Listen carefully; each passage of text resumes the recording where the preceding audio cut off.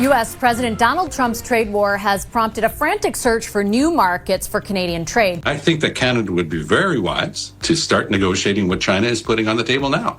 We keep talking about the fact that we've got to have new trading routes, new trading partners after what's happened with the Americans. It began quietly with a series of small but deliberate steps.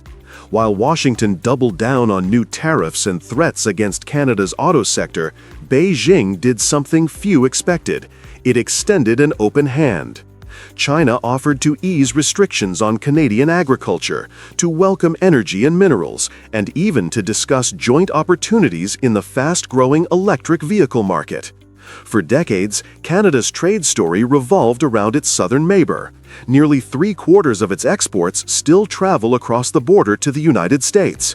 But when President Donald Trump renewed his campaign of pressure, raising duties on metals, furniture, and now vehicles, Ottawa began to realize that relying on one market had become a vulnerability.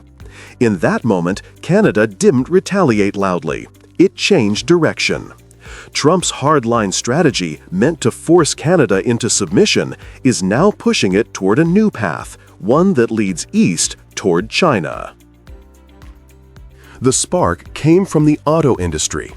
In early October, U.S. Commerce Secretary Howard Lutnick told a Toronto audience that when it comes to vehicle production, it is America first, Canada second. His words carried the weight of Trump's new tariff threat, a 25% tax on cars and parts entering the U.S. from Canada. For Ontario, this was not just rhetoric, it was an existential problem. About 500,000 jobs in southern Ontario depend on the auto supply chain, which is deeply integrated with factories in Michigan, Ohio, and Illinois. Each vehicle assembled in Canada includes roughly 50% U.S.-made parts. Any disruption in that chain hurts both sides of the border. By the time Lutnick's comments made headlines, investors were already nervous. Ottawa's Trade Department estimated that a prolonged 25% tariff could cut Canada's annual auto exports by tens of billions of dollars and trigger layoffs across steel, aluminum, and manufacturing. Even in the U.S., analysts warned that the policy would raise production costs for American automakers. Yet, Trump showed no sign of backing down. His message was clear: production should move south no matter the cost. And that was the moment Canada began looking elsewhere for stability. And what did we get in return from the Americans for putting ourselves in lockstep with them, for backing them up on their 100% tariffs on Chinese electric vehicles? We got slapped with our own tariffs. That's how Donald Trump plays the game. I have said multiple times, if Canada is ready to correct these practices, China will also respond accordingly. While Washington was building barriers, Beijing was sending signals. Chinese officials opened discussions about renewed agricultural imports and potential cooperation in clean tech manufacturing. For Canada, still facing China's tariffs on canola imposed in previous years, it was a sign of thawing relations. According to trade analysts interviewed by CTV News, China's proposal was straightforward. Canada could reopen its market to Chinese electric vehicles, most priced between $35,000 and $40,000 Canadian dollars, and in return, Beijing would ease restrictions on Canadian farm exports. The idea was practical. Canadian consumers would gain access to affordable EVs, while farmers would regain access to a market of 1.4 billion people. The timing was no coincidence. Trump's 100% tariff on Chinese electric cars had effectively locked China out of the American market.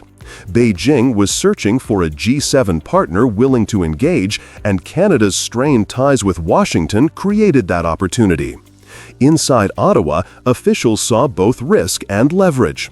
Canada could diversify trade while reminding the United States that loyalty cannot be one-sided. China was not replacing the U.S., but it was offering something Trump had taken away: a choice. By mid-October, Canada's shift was visible in both policy and tone. Prime Minister Mark Carney's government increased funding for domestic manufacturing, steel, and energy. The Federal Finance Ministry confirmed new support programs to offset losses from U.S. tariffs, while Ontario Premier Doug Ford publicly called for stronger protection of auto workers. At the same time, Ottawa kept its diplomatic language measured. It lifted certain retaliatory tariffs to encourage dialogue with Washington, but it held firm on a 25% levy for U.S. vehicles entering Canada. That single policy sent a clear message: Canada was willing to talk, but not to yield. Officials close to the trade file described the strategy as sectoral resilience. Instead of chasing one massive free trade agreement, Canada pursued smaller, industry-specific arrangements on steel, aluminum, agriculture, and potentially electric vehicles, with partners beyond the U.S. border. Beijing's outreach fit naturally into that framework. Canada's auto suppliers and EV battery producers were already exploring Asia for investment, while Chinese companies sought access to critical minerals like nickel and lithium from northern Ontario.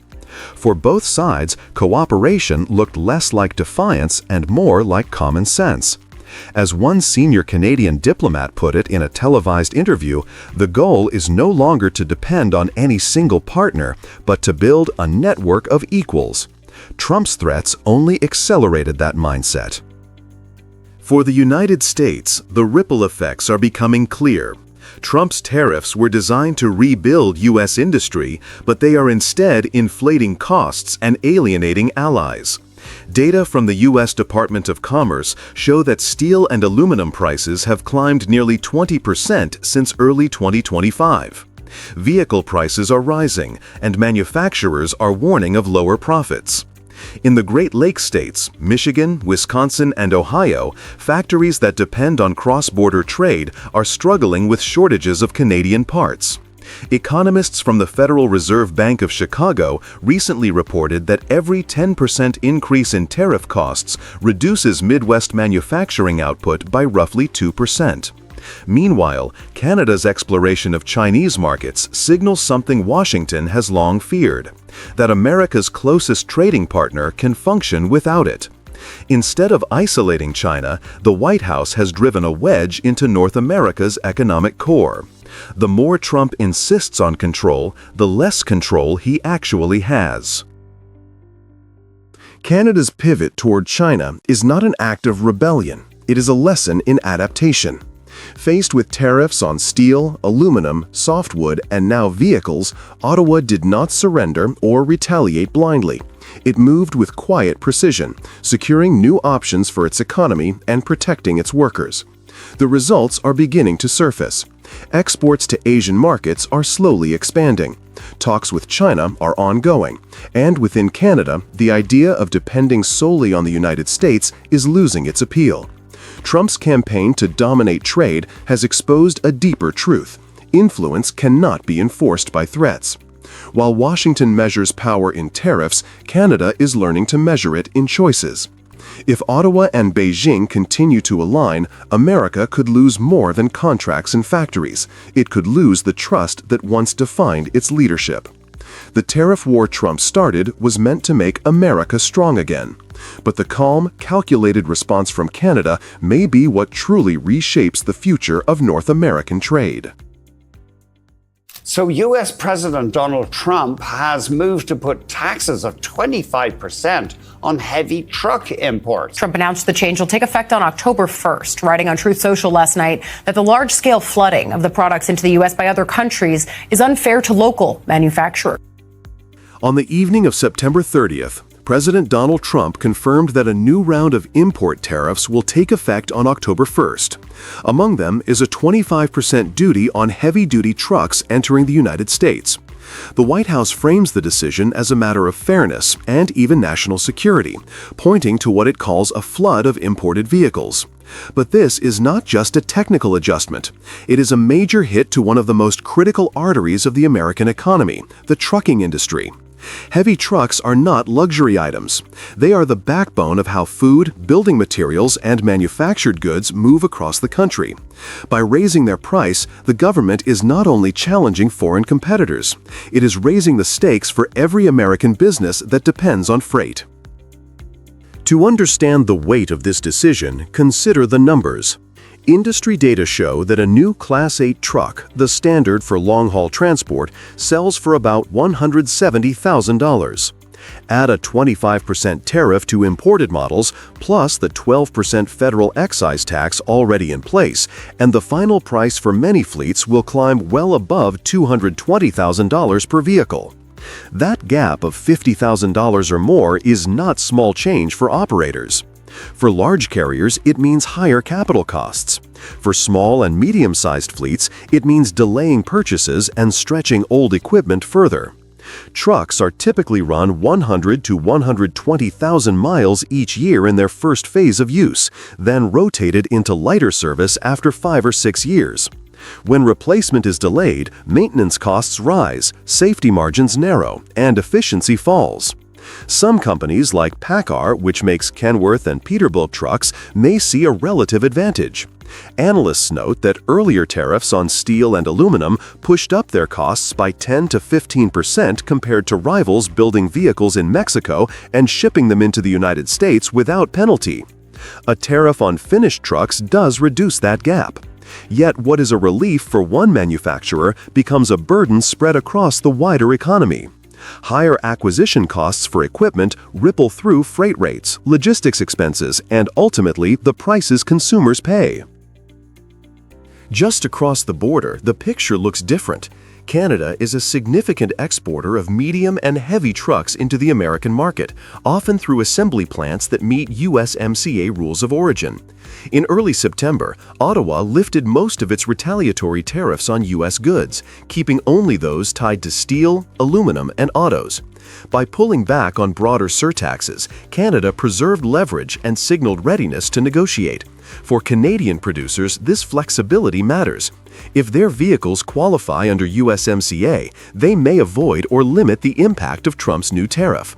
That opens a channel for Canada to present itself as a stable and compliant partner at the very moment American buyers face higher costs at home. The intended message of this policy is protection. The real effect may be strain. Trucking is the pulse of American commerce. Raising the price of the vehicles that keep it moving means higher costs for retailers, construction firms, and farmers, long before it means new jobs in factories. Canada, by contrast, has positioned itself to weather the shock, reduce trade friction, and keep its exports flowing. The outcome is an inversion of Trump's promise. Instead of shielding American business, the tariff risks slowing it down, while giving Canada an unexpected opening in the Continental supply chain. This is why many observers call it another example of a policy designed to protect but destined to backfire. Minister Mark Carney is heading to Mexico this morning with the goal of expanding trade ties amid the U.S. trade war. And today, Carney signed 2 new agreements with Mexican President Claudia Sheinbaum, including a new strategic partnership, which was expected, and an action plan. Canada and Mexico just showed Trump the door. While the United States is raising tariffs and tearing at the fabric of continental trade, 2 neighbors have quietly decided to stand together. Prime Minister Mark Carney arrived in Mexico City for a 2-day visit that turned into a message of defiance and cooperation. At a time when Washington ended the de minimis exemption that once allowed small Canadian parcels into the U.S. duty-free and launched a wave of reciprocal tariffs that took effect in September 2025, Carney refused to play the role of a bystander.